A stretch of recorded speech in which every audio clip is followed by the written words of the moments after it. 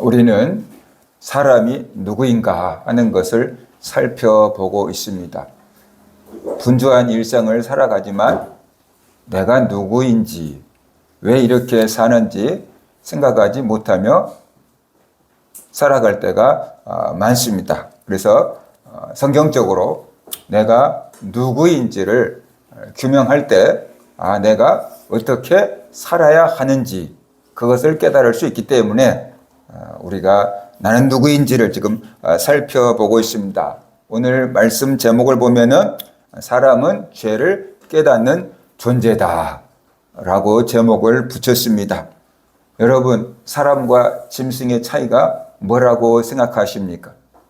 사람은 지능이 동물보다 높으니까 그걸로 끝입니까? 아니면 사람은 언어를 사용하기 때문에, 문화를 창조하기 때문에 짐승들과 다르다고 생각하십니까?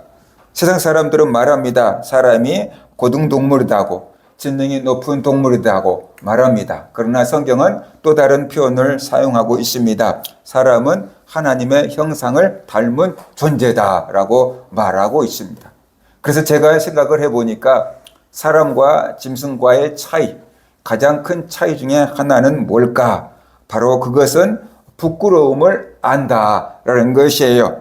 사람은 죄를 지을 때 부끄러움을 알고 두려움을 알아요. 그런데 동물들은 죄를 지었다는 개념도 없고 부끄러움도 없고 두려움도 없는 거다. 그런 것을 우리가 알 수 있어요. 여기에서 사람과 짐승의 차이가 이런 거구나 하는 것을 우리가 알아야 돼요. AI도 마찬가지예요. 죄를 지어도 죄를 짓지도 않겠지만 어떤 실수를 해도 부끄러움을 느끼지 아니하고 죄책감을 느끼지 않습니다. 그런데 사람은 잘못을 하면은 부끄러움을 느끼고 죄책감을 느끼고 두려움을 느끼는 것이지요. 다시 말해서 이 죄책감이 있느냐 없느냐, 그것으로서 사람이냐 짐승이냐, 죄책감이 있느냐 없느냐에 따라서 사람이냐 AI냐를 구분하게 되는 것입니다. 지금까지는 우리가 사람과 함께 살아왔어요. 지금 시대는 사람과 동물들과 함께 살아가는 것 같아요. 앞으로는 사람과 AI가 함께 공존할 수밖에 없는 시대다라고 사람들이 말하죠. 아니라고 부인할 수가 없는 AI가 우리 삶 속에 들어와 있잖아요. 그런데 그 시대 가운데 살아가면서 도대체 사람은 누구인가라고 하는 정체성을 우리가 좀 잡고 살아갔으면 좋겠다라는 것입니다. 분명히 우리가 얘기할 수 있는 것은 사람은 죄책감을 가질 수 있는 존재다라는 것이. 생각을 해보십시오. 짐승들은 본능에 의해서 삽니다. 배고프면은 사냥하고 공격하면은 또 반격하고 그러면서 살아가요. 사자가 사슴을 잡아먹었다고 해서 우리가 죄를 지었다고 하면서 심판을 가하지도 않고 AI가 계산이 틀렸다 그래가지고 우리가 윤리적인 책임을 묻지도 않습니다. 왜냐 그러면 그들에게는 자유의지가 없고 그들에게는 양심이 없기 때문에 그런 것입니다. 사람에게만 양심이 있기 때문에 그렇습니다. 그래서 사람은 선택을 하게 되고 거기에 대한 책임을 갖게 되는데 그 잘못된 선택을 했을 때, 죄를 지었을 때 거기에 대해서 부끄러움을 느끼거나 두려움을 느끼는 존재다라는 것이. 오늘 우리가 읽은 로마서 2장 14절과 15절을 보면은 예수를 믿지 않는 사람들, 율법이 없는 사람들, 그들의 마음 가운데도 양심이 있다. 하나님께서 양심을 주셨다라고 말하고 있어요. 율법 없는 이방인이 본성, 양심으로 율법의 일을 행할 때에는 이 사람은 율법이 없어도 자기가 자기에게 율법이 되나니 이런 이들은 그 양심이 증거가 되어 그 생각들이 서로 혹은 고발하며 혹은 변명하여 그 마음에 새긴 율법의 행위를 나타내느니라 라고 말씀하고 있어요. 그러니까는 예수 그리스도를 믿지 않는 사람들에게도 양심의 법이 있다라는 것이. 왜냐 그러면 하나님께서 심어 놓으셨기 때문에, 만드실 때 하나님께서 하나님의 형상으로 만드셨기 때문에 그 안에 느낄 수 있고 생각할 수 있고 깨달을 수 있는 것이 이미 다 들어와 있다라는 것이. 그렇기 때문에 우리가 이 죄책감을 가질 수가 있게 되는 것입니다. 양심은 하나님이 인간의 영혼에 심어 놓은 하늘의 경보장치다라고 말할 수가 있습니다. 하나님의 형상으로 지음받은 영적인 존재다라고 하는 강력한 증거다라는 것이에요. 동물들 중에서도 어린 아이보다 IQ가 좋은 것들이 있거든요. 그러니까 꼭 IQ 때문에 사람이 아닌 거예요. 그래서 유튜브에 보면은 안 믿는 사람들이 모여서 종교를 논하더라고요. 그런데 그들이 종교를 부인할 수 없는 이유 가운데 하나가 뭐냐라고 하니까 왜 사람은 죽이면 안 되느냐라는 것이. 다른 동물들은 우리가 다 도살해서 시장에서 판매되면 그걸 먹잖아요. 근데 사람을 정육점에서 파는 것은 없잖아요. 그러니까는 사람은 죽이면 안 되는 거예요. 사람은 죽이면 어떻게 돼요? 무서운 죄가 되는 거예요. 그런데 왜 사람은 죽이면 안 되느냐라는 것이. 그 법이 어디서 나오냐라는 거예요. 그러니까는 신앙이 없는 상태에서는 여기에 대한 해답을 내놓을 수가 없다. 오직 사람은 하나님의 형상으로 지어졌기 때문에 죽이면 안 된다라는 것이 성경이잖아요. 그러니까 그런 사람들도 거기에 대해서는 할 말이 없다라고 얘기하는 거예요. 사람이 죄책감을 가지고 있고 죄에 대해서 두려워하고 형벌을 느끼는 것은 하나님께서 우리에게 심어 놓으신 하늘의 경보장치이고 사람이 하나님의 형상으로 만들어진 존재이기 때문이다는 것을 우리가 알아야 돼요. 이 양심이 어떻게 작동하느냐? 부끄럽지만 제가 제 얘기를 해볼게요. 몇 주 전에 있었던 일이에요. 여러분들도 아실 거예요. 요즘에 당근에서 무슨 앱이 있는데 얼마를 걸으면은 포인트를 주고 가게를 방문하면 포인트를 주는 게 있잖아요. 아파트를 이렇게 산책하면서 그것을 켰는데 아파트에 붕어빵 집이 있을 수 없잖아요. 그런데 아파트에 붕어빵이 떴어요. 그래서 제가 아파트에 웬 붕어빵 집? 그러면서 눌렀어요. 그랬더니 포인트가 몇 점 들어왔어요. 그래서 이상하네. 그리고 갔는데 조금 있으니까 뭐가 하나 떴어요. 뭐가 뜨냐 그러면은 방문 기록을 남겨주세요. 그게 떴어요. 방문 기록을 남겨주세요. 그래서 제가 여기서 붕어빵을 사 먹지도 않았는데 무슨 방문 기록을 남겨? 그런 생각 들었는데 또 한편에서는 이렇게 써도 알아먹을까? 그래가지고 내가 방문 기록을 걸어가면서 썼는데 뭐라고 썼냐 그러면은 겨울철 국민 간식 붕어빵 먹고 싶다. 맛있다. 그렇게 쓴 게 아니고 겨울철 국민 간식 붕어빵 먹고 싶다. 라고 이렇게 썼어요. 그랬더니 어떻게 됐을까요? 포인트가 들어왔어요. 12포인트가 들어온 거예요. 그래서 내 마음속에 이렇게 적어도 들어오네? 방문한 것도 아니고 맛있게 먹었다는 것도 아니고 먹고 싶다 소망을 썼는데 들어오니까 이렇게 써도 들어오네? 그런 생각이 들었어요. 그런데 조금 있으니까 또 알람이 떴어요. 이번에는 무슨 알람이 떴지? 라고 물어봤더니 이렇게 썼어요. 동네 업체에서 작성한 후기 중에 정책 위반이 확인되었습니다. 주의하세요. 감시 시스템이 작동 중입니다. 몇 초도 안 걸렸어요. 그렇게 뜨더라고요. 그것을 보는 순간 제 마음이 철렁 내려앉으면서 큰일 났다. 12원의 양심을 팔았다. 그런 생각이 들었어요. 그래서 그 길을 가다가 하나님 앞에 회개하고 목사가 이거밖에 안 돼요. 이거 어떻게 해야 되지? 그래가지고 집에 와가지고 인공지능한테 물어봤어. 내가 당근 포인트로 이렇게 12원을 받았는데 돌려주고 싶어. 돌려줄 방법이 뭘까? 그리고 물어보니까 없대요. 물건을 사서 기증하세요. 그런데 12원 갖고 무슨 물건을 사서 누구한테 기증을 해? 그래서 안 쓰겠다.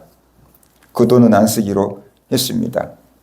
사람이 만든 시스템도 몇 초 만에 우리의 잘못을 찾아내더라고요.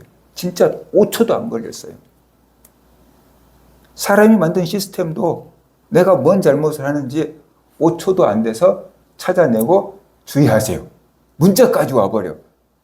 그러면 우리 양심을 만드신 하나님은 우리 속 마음을 얼마나 자세하게 알고 계실까 하는 것이, 속일 수 있다고 생각하세요?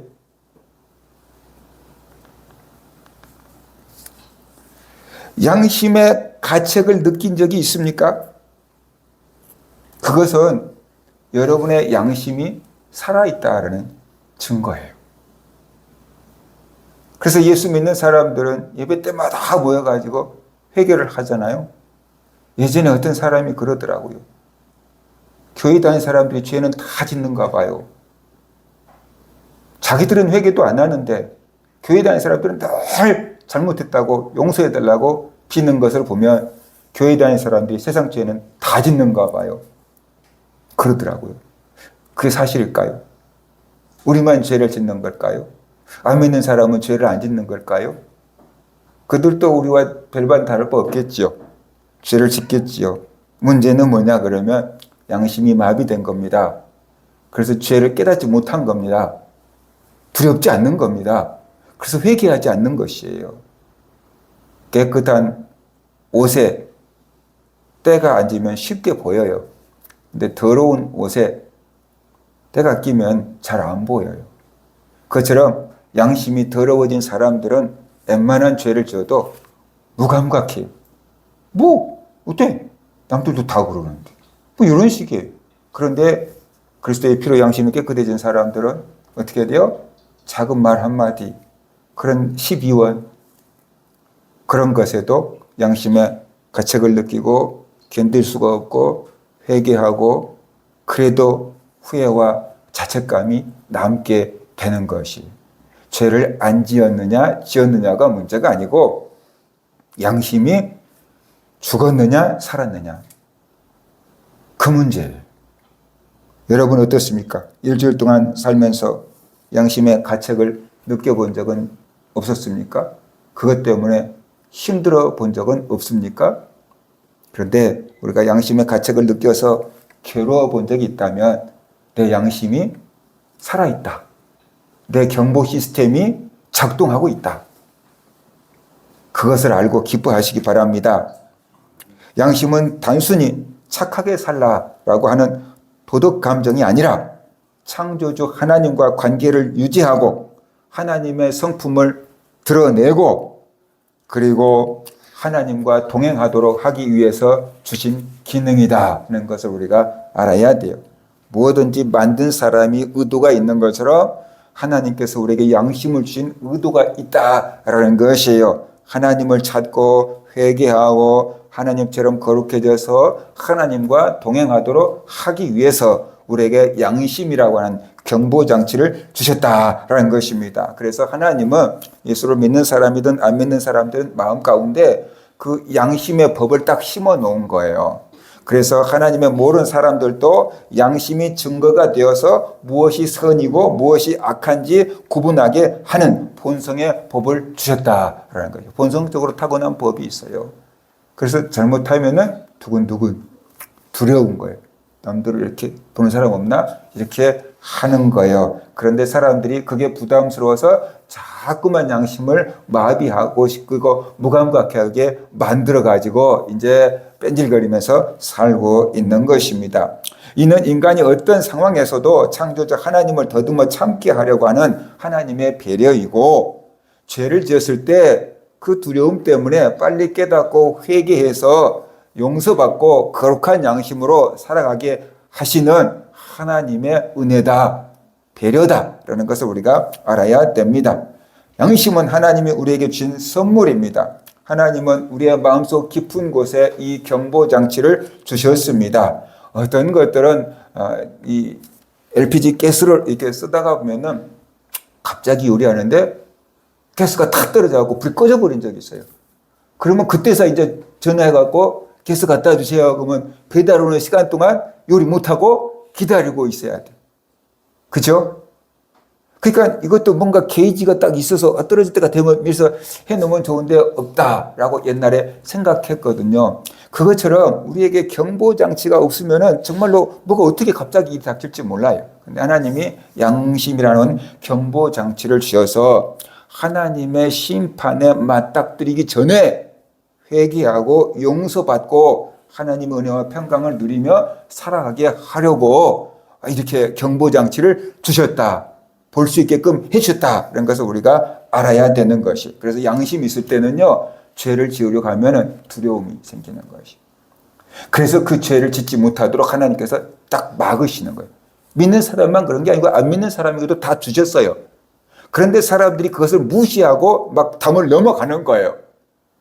그렇게 살다가 보니까 경보장치가 이제 고장나서 작동되지 않게 된 것이다. 라는 것입니다. 성경에서 말하는 인간의 비극은 바로 죄가 들어온 후에 인간의 양심이 무뎌졌다. 심지어 죽었다. 모든 것보다 부패한 것이 바로 사람의 마음이다. 라고 얘기를 하고 있잖아요. 그래서 죄를 감지하는 시스템이 작동되지 않게 됐거나 약해지게 된 것입니다. 오늘날 많은 사람들이 양심의 소리를 듣지 못한 채 살아가고 있습니다. 여러분, 지하철을 타보셨죠? 예전에는 지하철을 타면 사람들이 전부 다 신문을 펴서 종이신문을 보고 있었어요. 오늘날 사람들은 스마트폰을 보고 있거나 거의 다 귀에다가 뭔가를 끼고 있어요. 그렇죠? 그래서 주변에서 뭐라고 해도 못 듣고 계속 이렇게 자기 것만 듣고 있는 거예요. 외부에서 들려오는 소리를 끊임없이 듣고 있어요. 길거리를 걸어가면서도 계속 이어폰을 꽂고 음악을 듣거나 유튜브를 보거나 그렇게 눈과 귀를 다 뺏기면서 살고 있어요. 외부의 소리를 듣느라고 양심의 소리를 못 듣는 거예요.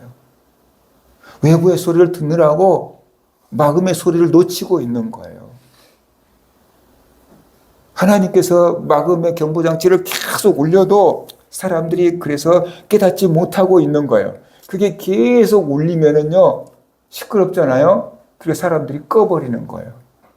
경보장치가 계속 마음에서 울리면은 부담스럽거든요. 그래서 양심이라고 하는 그 경보장치를 꺼버리고 살고 있는 경우가 많다라는 것이. 그러면서 이제 편안해.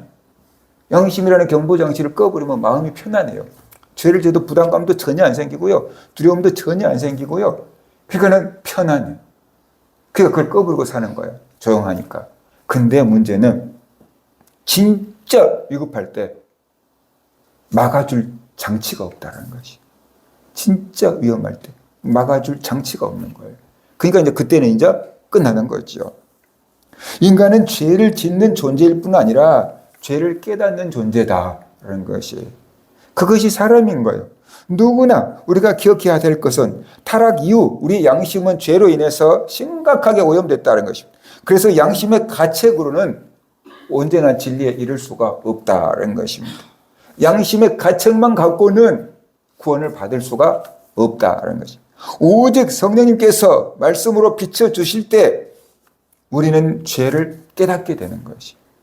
어둠 가운데 있으면은 뭐가 뭔지 구분이 안 돼요. 근데 빛을 비춰주면은 저기에 뭔 장애물이 있구나라는 것을 알 수 있는 것처럼 성령님께서 우리의 양심을 딱 터치해주면은 그게 죄였네.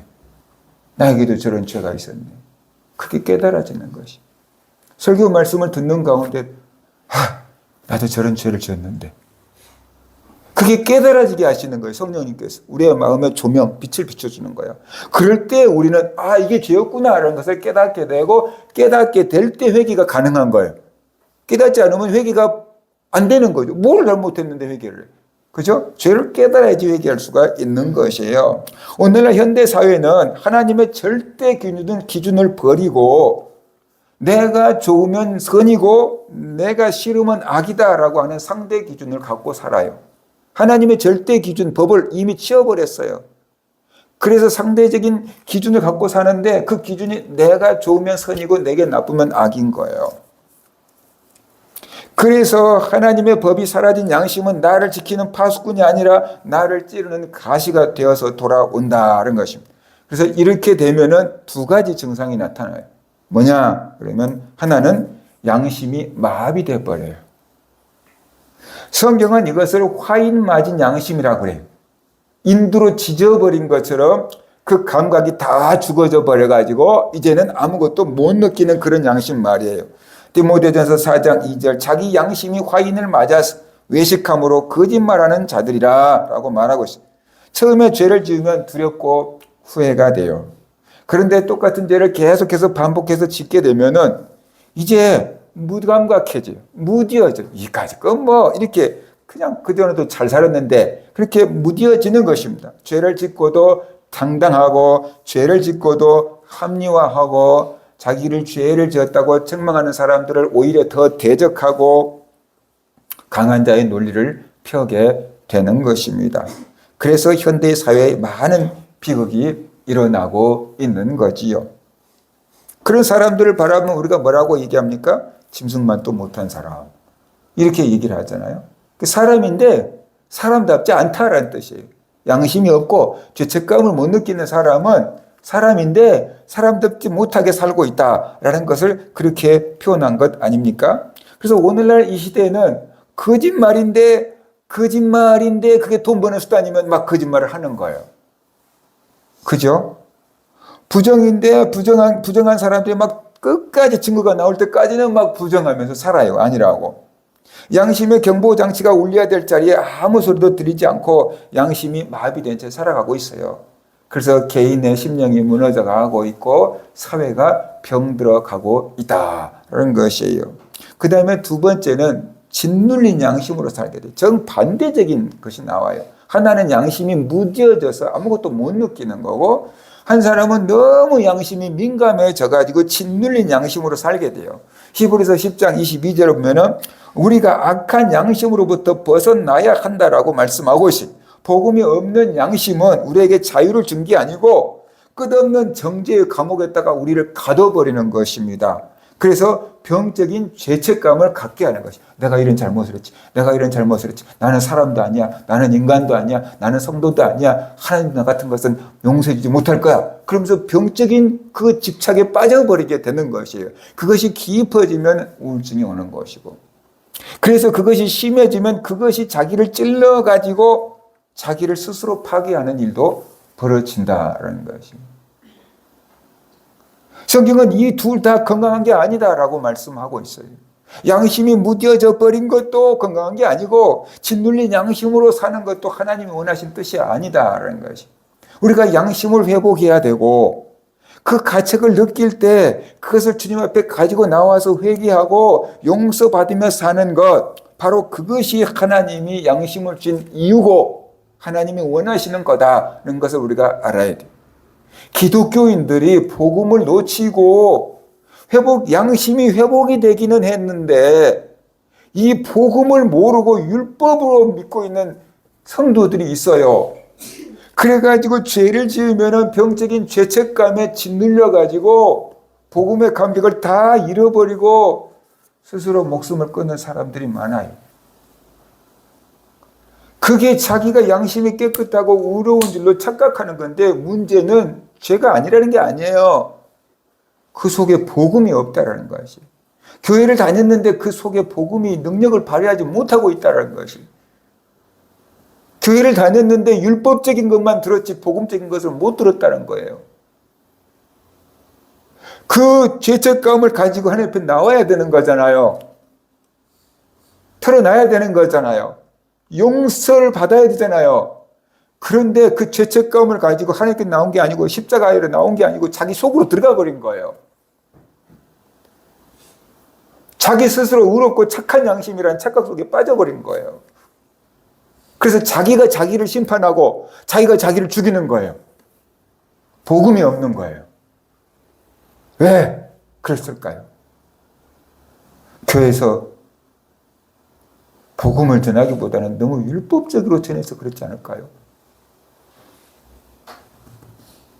율법이 필요하긴 해요. 그러나 율법만 있으면 살아 버틸 사람이 하나도 없어요. 율법이 필요하지만 그 율법에서 우리를 구원하려고 예수 그리스도가 십자가에서 피 흘려주신 거잖아요. 그러니까 우리가 지은 죄보다 예수 그리스도의 피 공로가 더 큼을 알고 우리는 그 죄를 지고 주님 앞에 나가서 자복하고 용서를 받아야 되는 것이에요.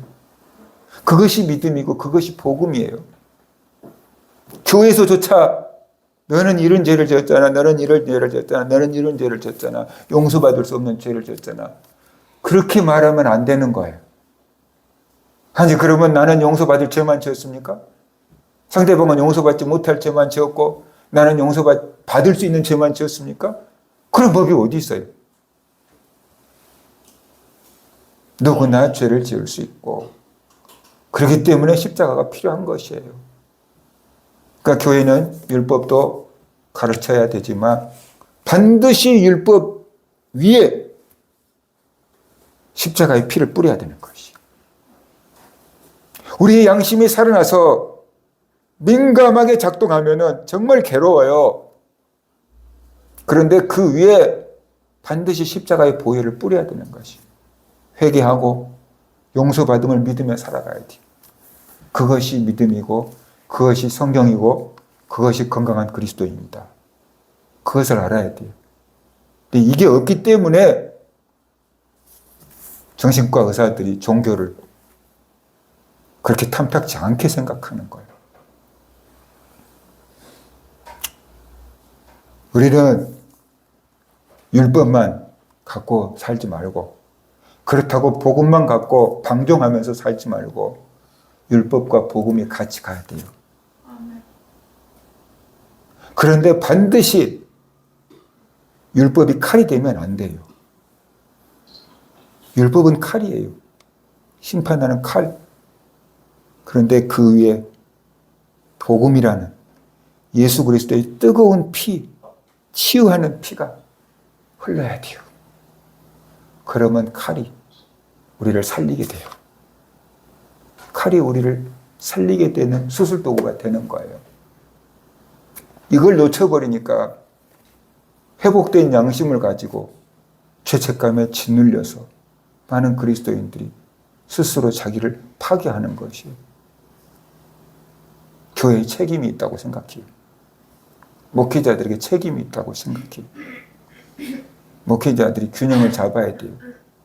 율법만 그래가지고도 천국 갈 수 있어요 라고 가르치시는 목사님들이 있어요. 조금만 죄를 짓고 막 그러면 그래가지고도 천국 갈 수 있어요 막 그러신 분들이 있어요. 제가 볼 땐 좀 균형이 좀 깨졌다라는 생각이 들어요. 또 어떤 목사님들은 무조건 예수 믿으시니까 천국 갑니다. 그러신 분들도 있어요. 참 맞기는 맞지만 그거 갖고 사람들이 오해할 수 있거든요. 이제 막 살아도 되는구나. 그렇게 오해할 수 있거든요. 그러니까 균형을 잡아주는 것, 그것이 목회자가 해야 될 일이지 않을까. 그래서 성경에 구약도 있고 신약도 있는 거잖아요. 율법도 있고 은혜도 있다라는 것이에요. 그러면 구약만 갖고 살든지 아니면 신약만 갖고 살든지. 우리는 구약과 신약을 다 갖고 있잖아요. 그러니까 율법과 복음을 우리가 같이 겸해야 된다라는 것이에요. 그래서 여러분이 양심이 회복되는 건 좋습니다. 그런데 그 양심이 여러분을 심판하게 하지 말고 그 양심을 가지고 십자가 앞에 나오는 성도님들이 되시기를 주의 이름으로 축원합니다. 거기에 회복이 있습니다. 우리는 흔히 나는 법이 없이도 살아 그런 사람들 만나요. 그러나 세상의 법은 시대마다 다릅니다. 어제의 선이 오늘의 악이 되고 이 나라에서는 선인데 저 나라에서는 악이 되는 법도 있습니다. 하지만 우리에게 변치 않는 영적인 법이 있습니다. 성경이 말하는 가장 깊은 죄는 사람에게 해를 끼치는 도덕적인 죄 이전에 하나님을 하나님으로 인정하지 않는 죄입니다. 창조주를 버리고 그 자리에 내가, 세상이, 물질이 주인이 되어버린 것, 그것이 영적인 죄고 모든 죄의 시작이다. 그 얘기를 하고 있는 것이. 우리는 죄라고 하는 커다란 뿌리는 보지 못하고 이파리 하나를 보고 요게 죄야, 요게 죄야 그러면서 따져 묻고 있는 것이. 죄의 근원, 죄의 뿌리는 창조주를 창조주로 인정하지 않는 것이고 하나님을 내 주인의 자리에서 내쫓고 내가 그 자리에 주인 된 것이고 아니면 세상이나 돈이나 우상을 내 주인으로 모셔드리는 것, 이것이 근본적인 죄의 뿌리다는 것을 우리가 알아야 돼. 요한복음 16장 9절, 죄에 대하여라 함은 그들이 나를 믿지 아니하며, 요한복음 3장 18절, 그를 믿는 자는 심판을 받지 아니하는 것이요 믿지 아니하는 자는 하나님의 독생자의 이름을 믿지 아니함으로 벌써 심판을 받는 것이니라. 양심은 우리를 구원하지 못합니다. 아무리 죄 없이 살았다고 할지라도 이미 그 양심은 죄에 쩔어버린 양심이고 오염된 양심입니다. 단지 양심은 우리가 환자임을 깨닫게 하고 우리의 의사이신 예수 그리스도를 찾게 만드는 기능을 하고 있다는 것이. 예를 들어서 갑자기 눈이 팍 아프면은 안과에 가봐야 되겠네 그러잖아요. 눈을 뜰 수 없게 아플 때가 있었어요. 그래서 안과에 갔더니 눈에서 무슨 실 같은 것들을 다 뜯어내더라고요. 이렇게 핀셋으로 다 찌릿찌릿 느낌 날 정도 다 뜯어내. 그러고 나니까 괜찮아. 그러니까 아프면 우리는 병원 가야지. 어디 병원 가야지. 그걸 느끼잖아요. 양심이 아프면, 양심이 찔리면, 죄책감이 나를 공격하면 우리의 의사이신 예수님을 찾으라. 그렇게 하나님께서 우리에게 양심을 주셨다. 양심은 그 일을 하는 것이, 우리를 예수님께로 인도하는 일을 하는 것이에요. 양심적으로 사는 것이 구원이 아니라 양심을 통해서 내가 죄를 깨닫고 하나님을 찾는 것, 그것이 구원의 길이다. 그걸 우리가 알아야 돼요. 우리는 세상의 법 수준을 떠나서 하나님의 법을 지켜야 됩니다. 세상은 인간의 행동을 달아보지만 하나님은 우리의 중심을 보신다. 그걸 우리가 알아야 돼요. 세상은 피할 수 있어요. 세상 법은 아무리 CCTV가 많다고 할지라도 사각지대는 있기 마련이고 피할 수 있어요. 그런데 하나님은 피할 수 없어요. 하나님의 법은 피할 수가 없어요. 나를 지으신 하나님께서 나를 다 꿰뚫어 보고 계시기 때문에 피할 수가 없어요. 그러니까 우리는 감추려고 하지 말고 피하려고 하지 말고 하나님 앞에 이실직고하고 통회자복하고 회개해야 돼요. 그것만이 살 길이다. 그렇게 할 때 우리가 잃어버린 하나님의 형상을 회복할 수 있게 되는 것입니다. 내 삶의 주인 자리에 하나님이 아닌 내가 차지하고 있거나 다른 어떤 것이 나를 주관하고 있지는 않는지 우리 자신을 돌아보아야만 되는 것입니다. 이것이 죄의 뿌리라는 것을 알고 우리가 이것을 주인을 바꿔야 돼. 내 마음의 주인을 하나님으로 바꿔야 되는 것입니다. 그것이 회개입니다. 이 딱딱하게 굳어진 양심은 우리 스스로 깨뜨릴 수가 없습니다. 불가능합니다. 오염된 양심은 우리 스스로 정화시킬 수가 없습니다. 그러면 양심을 회복하려면 어떻게 해야 됩니까? 성경은 두 가지 길을 얘기합니다. 첫 번째는 성령님께서 역사하셔야 되고, 두 번째는 예수 그리스도의 피로 씻어야 된다라는 것이, 그 길만이 우리가 더러워진 양심에서 깨끗해질 수 있고 죽은 양심이 살아날 수 있는 비결입니다. 예수 그리스도의 피가 우리의 양심을 깨끗하게 합니다. 히브리서 9장 14절, 하물며 영원하신 성령으로 말미암아 흠없는 자기를 하나님께 드린 그리스도의 피가 어찌 너희 양심을 죽은 행실에서 깨끗하게 하고 살아계신 하나님을 섬기게 하지 못하겠느냐. 그러니까 구약시대 동물의 피도, 양이나 염소의 피도 너희 죄를 깨끗게 해서 하나님 앞에 나갈 수 있게끔 했는데, 하나님의 성령으로 말미암아 흠없는 자기 피를 하나님께 드린 예수 그리스도의 피가 어찌 너희를 죄에서 깨끗하게 할 수 없겠느냐, 그 말인 거예요. 동물의 피보다 예수 그리스도의 피는 훨씬 더 가치가 있다는 거예요. 그 피가 우리를 죄에서 깨끗하게 하시고 죽은 양심을 살릴 수 있다라고 말씀을 하고 있는 것이죠. 그래서 죽은 양심을 살려서 깨끗하게 해서 하나님 앞에 설 수 있게 해주신다라고 말씀하고 있는 거거든요. 어떤 도덕 교육이나 수양도 과거의 죄책감을 지울 수가 없습니다. 오직 예수 그리스도에 걸리신 그 보혈만이 우리의 양심에 새겨진 죄의 얼룩을 제거하고 우리가 하나님 앞에 담대하게 설 수 있게끔 만들어 주신다.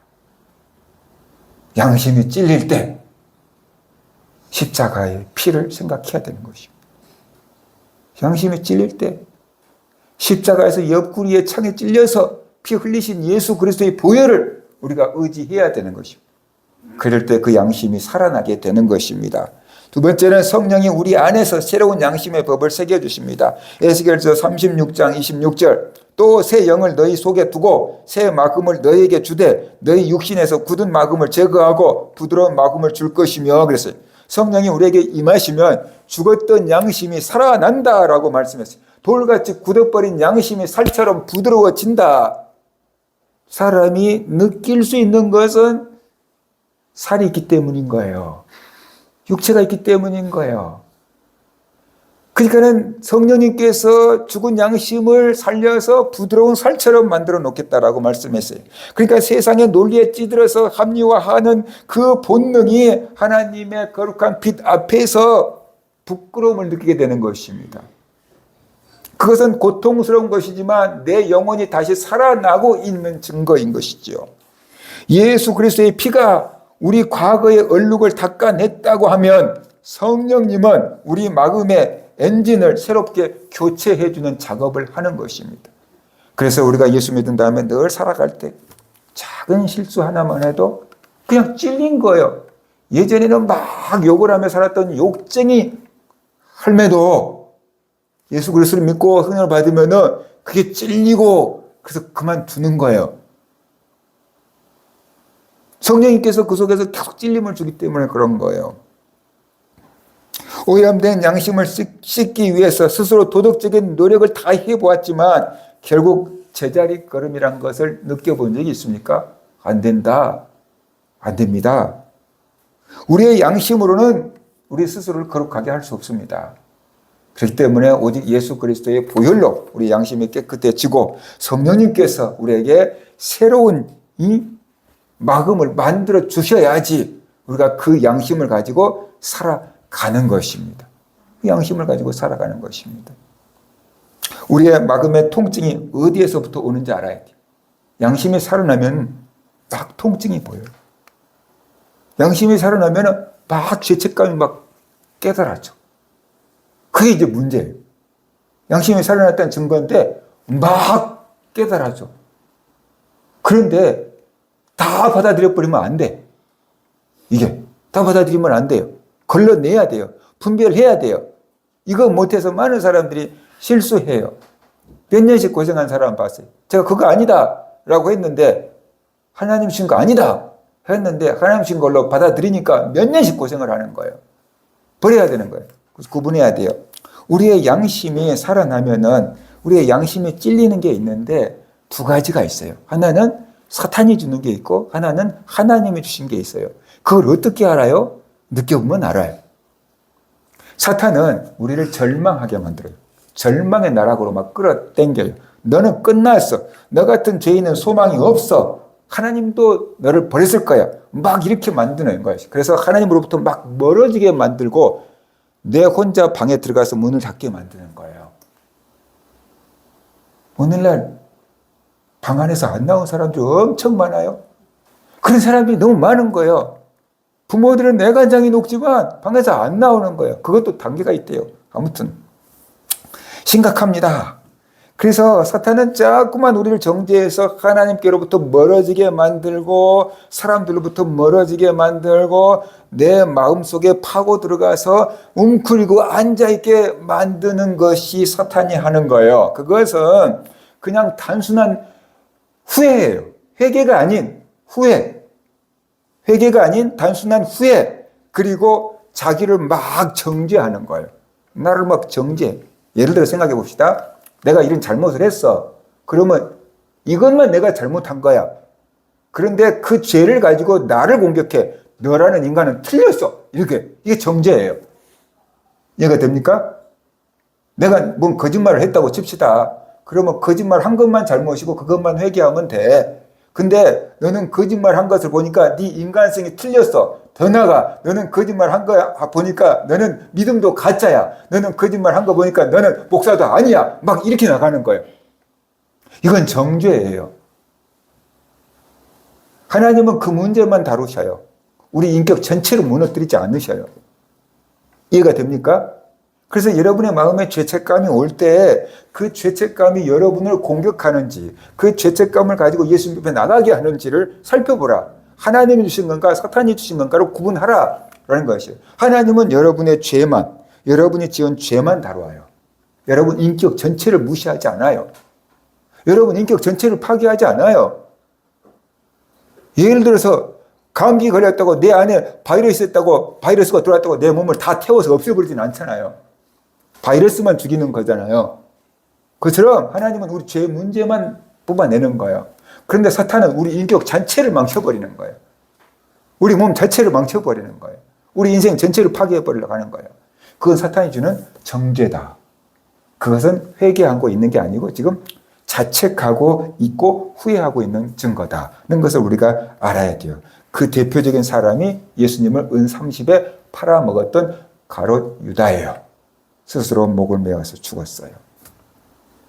성경에 기록되어 있지 않지만 사단이 수없이 정죄의 말을 유다에게 쏟아 부었을 것입니다. 그러니까 견디지 못해서 그렇게 됐을 겁니다. 제 추측이 그래요. 그러니까 이건 정죄예요. 사탄이 주는 거예요. 하나님 주신 거 절대 아니에요. 근데 성도님들 중에서 이것을 하나님 주신 걸로 받아들인 사람이 있더라고. 내가 딱 들어보니까 아니길래 그건 아니다라고 했는데 그걸 끈을 놓지 못하는 거예요. 몇 년 동안 고생을 하는 거예요. 그걸 분별력이 없어서 그래요. 자기가 분별을 못하면은 분별을 해주는 목사님 말을 그냥 들으면 돼요. 이건 아닌 건 아닌 거예요. 그건 박차고 나와야 될 문제예요. 절대로 안으로 들어가지 마세요. 죄를 갖고 여러분의 마음속 깊이 치고 들어가면 그건 안 되는 겁니다. 죽음으로 가는 길입니다. 여러분 양심은 여러분을 살리지 못해요. 예수 그리스도가 여러분을 살리지 여러분 양심이 여러분을 살리지 못한다고요. 그러니까 죄책감을 가지고 여러분 양심을 더 깊이 파고 들어가면 망해요. 죄책감을 가지고 예수님 십자가 앞에 나와야 되는 거예요. 그래야지 사는 거예요. 사탄은 자꾸만 예수님께로 멀어지게 하고 내 속으로 파고들게 만들어서 죽게 만드는 거예요. 나를 파괴하는 거예요. 그 절대 혼동하면 안 돼요. 다른 교회 성도는 몰라도 우리 교회 성도는 절대 그게 혼동하면 안 돼요. 그 다음에 성령님이 주시는 근심이 있어요.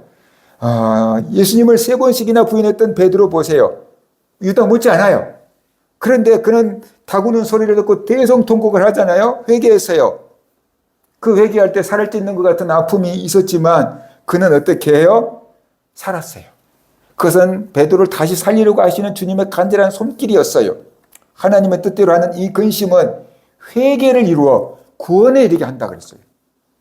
하나님의 뜻대로 하는 근심은 열매가 있는데 그게 구원이에요. 구원. 사탄이 주는 정죄는 열매가 뭐냐면 죽음이고 하나님이 주신 정죄는 이 죄책감은 열매가 있는데 구원이에요. 근데 하나님 주신 그 죄책감이 구원을 이루는데 그 과정이 하나 있는데 그게 회개예요. 회개. 회개하게 만들어요. 하나님 앞에 회개하게 해요. 그리고 예수 그리스도의 피를 의지하게 해요. 그러면 구원을 받아요. 그게 과정이에요. 이 과정을 건너뛰면 안 돼요. 회개의 과정이 있어야지 구원이 있는 거예요. 그러니까 죄를 깨달아야 되고 회개해야 되고 그러면 열매가 구원이에요. 근데 죄를 깨닫지 못하면 회개하지 못하고 구원도 못 받아요. 죄를 깨달았는데 정죄에 빠지면 멸망해요. 달라요. 엄청 다른 거예요. 그 여러분의 마음에 죄책감이 들 때 그것을 분명히 구분해야만 된다라는 것이에요. 죄를 큰 죄를 지었냐 작은 죄를 지었냐 그것보다 더 중요한 것은 내가 죄를 깨달을 때 그것을 어디로 가져가냐라는 것이에요. 내 마음 깊은 곳으로 죄를 가져가고 꽁꽁 숨느냐 십자가 앞으로 가져가느냐 그게 우리 인생을 결정하는 거예요. 그러니까 절대로 속으로 숨으면 안 돼요. 십자가 앞에 나와야 돼요. 그래야지 사는 것이다. 사탄은 우리가 죄를 짓도록 막 부축을 해요.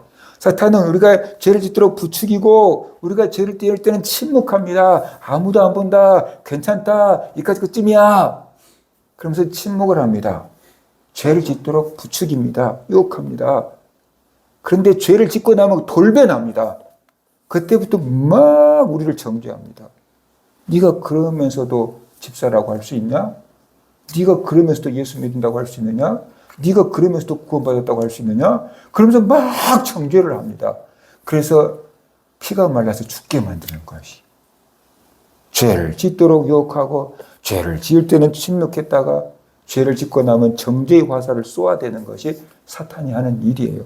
그런데 하나님은 우리가 죄를 지러 가면은 두려움이 들게, 두렵게. 그래서 죄를 못 짓도록 딱 막아 브레이크를 탁 밟아주는 거예요. 우리 양심의 브레이크를 탁 밟아주는 거예요. 죄 지러 가면 안 돼. 죄 짓지 마. 두렵지? 하나님이 안 무섭냐? 그러면서 양심의 브레이크를 탁 밟게 만드는 것이에요. 그래서 죄를 짓지 못하게 하는 거예요. 그런데 그럼에도 불구하고 우리가 양심의 브레이크를 안 밟고 막 가는 경우가 있어. 그래가지고 죄를 지어버려. 그러면 하나님은 회개할 수 있는 기회를 줘요. 깨닫게 해줘. 성령으로. 그럼 죄를 깨닫고 회개하면 하나님은 품어주셔요. 탕자를 품어준 것으로. 품어주셔요. 용서해 주셔요. 이것이 사탄과 하나님 차이예요. 사탄은 우리를 죽이고 멸망시키려고 하고 예수님은 양으로 생명을 얻게 하고 더 풍성히 얻게 하기 위해서 오셨다고 그랬어요. 결과가 달라요. 근데 이걸 구분하지 못하니까 많은 그리스도인들이 양심의 가책 때문에 고통을 당하고 있어요. 안타까운 것은 세상 사람들은 양심이 무뎌져 가지고 전혀 고통을 안 느끼고 살아요. 그런데 예수 믿는 사람들은 막 양심의 고통 속에서 막 허우적대고 있어요. 세상 사람들보다는 나은데 그게 진짜가 다가 아니거든요. 그 허우적거린 데서 구원을 경험해야 될 줄로 믿습니다. 허우적거리는 가운데서 예수 그리스도의 십자가를 붙잡고 구원을 경험해야 돼요. 그러면은 감격의 눈물이 쏟아져요. 감격의 눈물이 쏟아져요. 하나님이 나를 얼마나 사랑하신지 알게 돼요. 거기서부터 진짜 신앙의 맛을 느끼게 되는 거예요. 그러니까 그리스도인들이 이 단계까지 가야 된다는 거죠. 이제 내가 주님을 위해서 살아야지. 이 단계까지 가야 된다는 거예요. 깨닫는 단계에서 머무르면은 유아기적인 단계에서 머물러 있는 거예요. 지금 여러분을 괴롭히는 그 마음의 통증은 어디서부터 온 것입니까?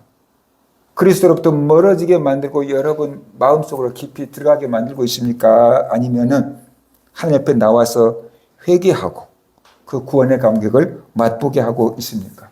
한번 돌아보세요. 내게 있는 이 죄책감이, 두려움이, 양심의 가책이 어디서부터 온 것인가를 돌아보십시오. 하나님이 우리에게 양심이라는 장치를 주신 이유는 우리를 괴롭히고 정죄하기 위함이 아닙니다. 양심은 인간이 자신의 한계를 깨닫고 하나님을 찾게 하고 이 세상이 악으로 무너지지 않도록 붙드시는 하나님의 일반 은총, 브레이크와 같다라는 것입니다. 우리 양심은 계속해서 우리를 고발할지 모릅니다. 너는 죄인이다. 너는 실패자다. 그러나 십자가는 전혀 다른 말을 합니다. 나는 이미 너의 죄값을 지불했다. 너는 용서받을 수 있다. 내게로 돌아오라. 그렇게 말씀합니다. 요한복음 3장 17절 하나님이 그 아들을 세상에 보내신 것은 세상을 심판하려 하심이 아니요 그로 말미암아 세상이 구원받게 하려 하심이라. 요한일서 1장 9절 만일 우리가 우리 죄를 자백하면 그는 미쁘시고 의로사 우리 죄를 사하시며 모든 불의에서 우리를 깨끗하게 하실 것이요. 예수 그리스도의 십자가는 우리를 향해서 선포합니다. 내 양심의 고발보다 내 사랑이 더 크다. 십자가 앞에 나아갈 때 우리는 비로소 죄의 공포로부터 자유를 누릴 수가 있습니다. 하나님의 사랑을 깨닫고 선한 양심을 회복하게 되는 것입니다. 하나님의 형상을 회복해서 살아가게 되는 것입니다. 양심은 여러분을 향해서 너는 죄인이다 고발하지만 십자가는 내 사랑이 네 죄보다 크다 이렇게 말씀합니다. 이것이 없으면 율법입니다. 이해가 됩니까? 십자가의 보혈이 네 모든 죄를 씻고도 남는다. 이 목소리가 없으면 율법에 사로잡힌다는 뜻이에요. 이걸 우리가 기억을 해야 되는 거예요. 정죄의 목소리를 덮는 십자가의 용서를 경험하시기 바랍니다. 그렇다면 그리스도의 피로 씻음 받고 성령으로 양심이 회복된 성도는 어떻게 살아야 되는가? 첫 번째로 하나님 앞에서 날마다 우리 영적인 블랙박스를 점검하며 살아야 하는 것입니다. 잠들기 전 잠깐이라도 오늘 내가 하나님 앞에서 바르게 살았나? 잘못한 건 없는가? 돌아보십시오. 그리고 양심의 소리를 들어보십시오. 양심의 소리에 듣고 반응하면 양심은 점점점 더 예민해지게 되는 것입니다. 살아나게 되는 것입니다. 영적인 블랙박스에 기록된 내면의 부끄러워 삭제를 하고 싶을 때 우리는 삭제 버튼 대신에 회개의 무릎을 꿇어야 되는 것입니다. 많은 사람들이 그 부끄러운 것을 삭제해버리려고 하는 것이 삭제해버리지 말고 하나님 앞에 나와서 회개해야 되는 것입니다. 두 번째로 작은 정직을 선택해야 됩니다. 큰 죄도 있지만 작은 죄도 있어요. 그리스도인들은 작은 죄에 넘어져. 큰 죄는 잘 피해. 왜? 큰 돌멩이에 걸려서 넘어진 사람은 별로 없대잖아요. 작은 돌멩이에 걸려서 넘어지는 경우가 많대잖아요. 안 보이니까, 무시하니까. 회복된 양심을 가진 성도는 남들이 보지 않는 곳에서도 하나님의 시선을 의식하면서 살아야 됩니다. 직장에서도 정직하게 업무를 처리해야 될 것이고, 인터넷에서 댓글 달 때 아무도 보지 않는다. 익명성이라는 것 때문에 막 악플 달면 안 되고, 남들이 하는 다 편법이라고 같이 동참하지 말아야 한다는 것입니다. 그것이 양심을 지키며 사는 것이고 하나님의 자녀답게 사는 것입니다. 그 다음에 세 번째, 즉각적인 회개와 관계의 회복에 힘써야 되는 것입니다. 양심이 살아있다는 성도는 죄를 깨달을 때 미루면 안 되는 것이, 깨달아질 때 바로 회개하는 것이. 양심이 깨달아졌어요. 집에 가서 그냥 자리 잡고 1시간 동안 회개할게요. 그러지 말고 설교 말씀 듣다가 깨달았으면 하나님 나에게도 저랬어요. 나도 이런 죄가 있어요. 용서했죠. 속으로 그냥 기도하고 회개해버리는 거예요. 길 가다가도 깨달아지면 어떻게 돼요? 길 걸어가면서 그거 붙잡고 고백하고 회개하고 용서를 구하는 것입니다. 미루면 안 됩니다. 깨닫게 해주는 순간이 회개하라고 하는 순간이고, 회개하면 용서해 주겠다고 하시는 순간인 줄 믿으시기 바랍니다. 그래서 죄를 깨달으면 미루면 안 되고 바로바로 회개해야만 된다는 것입니다. 그리고 회개했으면 우리가 어떻게 돼요? 용서받은 줄로 믿고 살아야 되는 것입니다. 우리는 회복된 양심을 가지고 살아갑니다.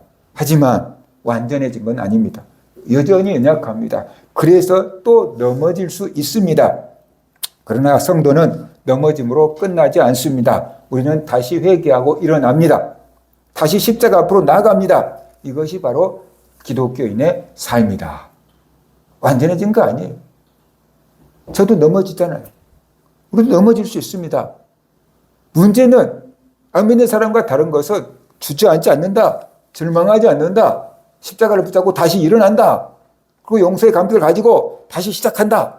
그것이 그리스도인의 삶이다라는 것입니다. 아무도 보지 않는 그 순간 하나님을 의식하면서 사는 그 노력을 하루에 한 번이라도 해보시기 바랍니다.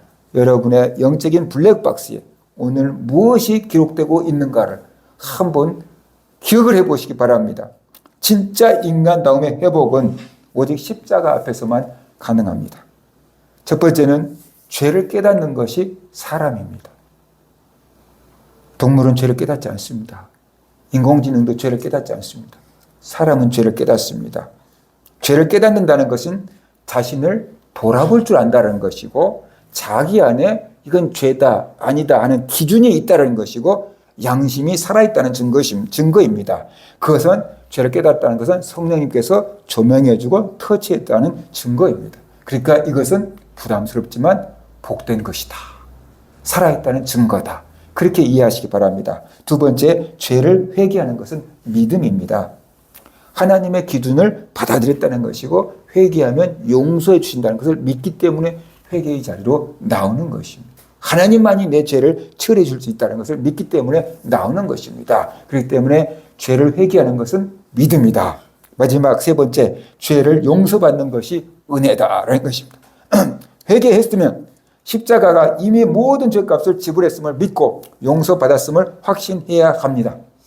그런데 회개하고 용서받은 걸 믿지 못한 성도가 너무나 많다라는 것이, 내가 네 죄를 다 용서했다 라는 것을 들어야 되는데 그게 안 들리니까, 그것을 믿지 못하니까 천주교에서는 신부가 대신해주고 있는 거예요. 죄를 회개했으면 용서받을 줄 믿어야 되는데 성도들이 그걸 못 믿어서 전전긍긍 야단이에요. 왜 그럴까요? 뭔가가 음성이 들려야 돼. 뭔가 느낌이 와야 돼. 용서받았다. 근데 그게 안 와. 그러니까 용서받았다는 것을 못 믿는 거예요. 이것은 불신앙이에요. 믿음은 내 감정이나 죄책감을 믿는 것이 아니라 내가 너를 용서했다고 하는 하나님의 약속을 믿는 것입니다. 회개하면 용서해 주마라고 하는 하나님의 약속을 믿는 것입니다. 이게 믿음입니다. 느낌하고 아무 상관없는 겁니다. 그러니까 회개했으면 용서받을 줄로 믿어야 돼요. 근데 회개할 때 진심으로 회개해야 돼요. 진심으로 회개하고 죄를 뉘우치고 두려워하고 진심으로 회개하는 것입니다. 그랬다고 한다면 이제 용서받은 줄로 믿고 살아가야 되는 거죠. 그 용서받은 줄 믿지 못하고 계속해서 머무르게 만드는 것은 예수 이름으로 물리쳐야 되는 것이고, 나 믿지 못하게 하는 그 불신앙도 물리치면서 믿음을 가지시기 바랍니다. 느낌이 중요한 게 아니고 약속을 붙잡는 게 믿음입니다. 하나님의 약속을 붙잡는 게 믿음이라는 것이에요. 성도 여러분, 죄를 느끼지 않는 삶은 편할 수 있을지 몰라요. 그런데 그것은 이미 영혼이 죽어 있거나 죽어가고 있다는 신호인 것입니다. 죄를 깨닫는 것은 고통스러운 일입니다.